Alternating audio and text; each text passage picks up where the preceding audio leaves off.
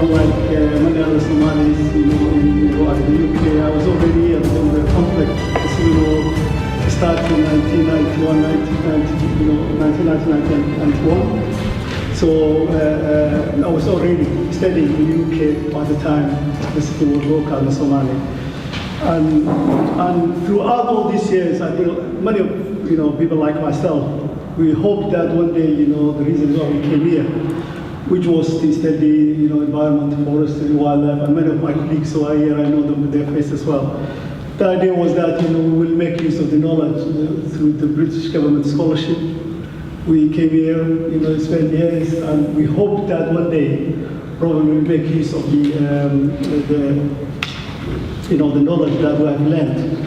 And, once Somalia will become peaceful, and, prosperous, and its natural resources will extend, to go back to its former beauty. It gives me a great pleasure to welcome you all this morning to, this morning to the SES Conference of 2017, which is probably, we used to have annual, early 2000, 2001, 2002. But whenever the civil war conflict in Somalia gets worse, we were almost like also becoming dormant, like as you were saying that, again, we have to wait another probably few years before we can again resume the hope. So this will probably be the first for 8 years, maybe 7 years. I'm particularly pleased to see here many of former SEA members who I know have made a significant contribution to society, especially during its early years. Also, we are grateful to you all for accepting our invitation to come to this conference. I know some of you traveling, overseas, some of you traveling a long way outside London, and I know sometimes it's not easy. So we're very grateful that you have accepted our invitation and managed to make it to this conference this morning. As you are aware, Somalis have been through 3 decades of displacement, suffering, violent conflicts, starvation, droughts. However, the Somali Ecological Society has continued during all that period to actually highlight the plight of the flora and the fauna. However, it wasn't easy sometimes. It wasn't easy to be heard when the voices about, starvation, people fleeing, conflict, to get that message about the environment, about the natural resources, mismanagement.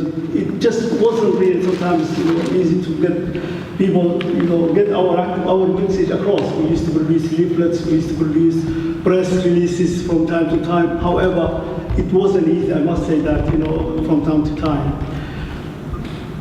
Especially, as I said, for the last, 2 decades probably, and during that time, the environmental situation or environmental degradation, as you are all aware, have been, whether it's overgrazing, erosion, overfishing or illegal fishing, dumping of the, industrial and as well as chemical waste of the Somali coast, illegal charcoal exploitation, which have attracted quite a lot of, attention.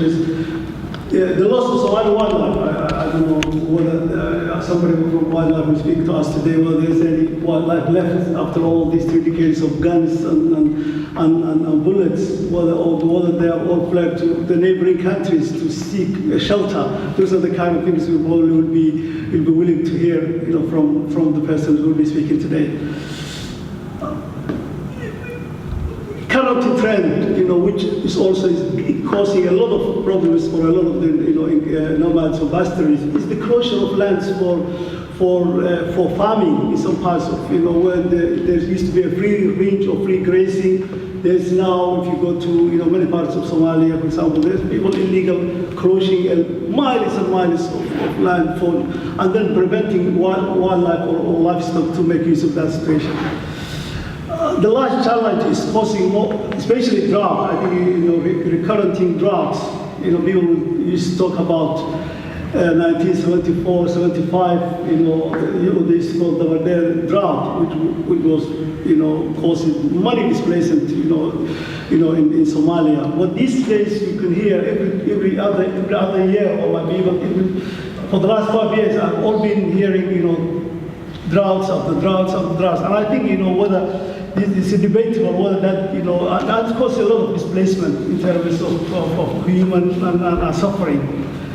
And whether it could be man-made, it's caused by man-made climate change, which probably Somalia has nothing to, did nothing to contribute to. Whether that's causing from that, it's probably debatable, but it's obvious that something is happening.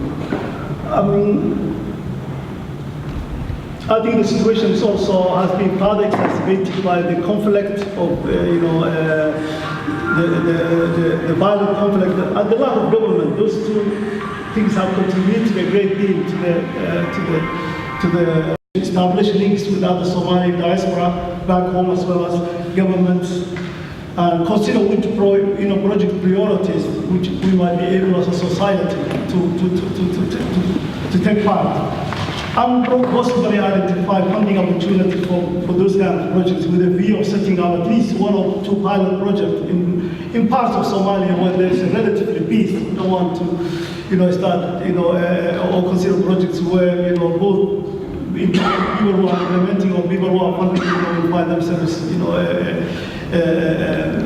I've no doubt that the society through its experience and professional members could and will play a major role in sourcing expertise and resources to support the conservation and wise use of Somalia's natural resources and the rebuilding of recent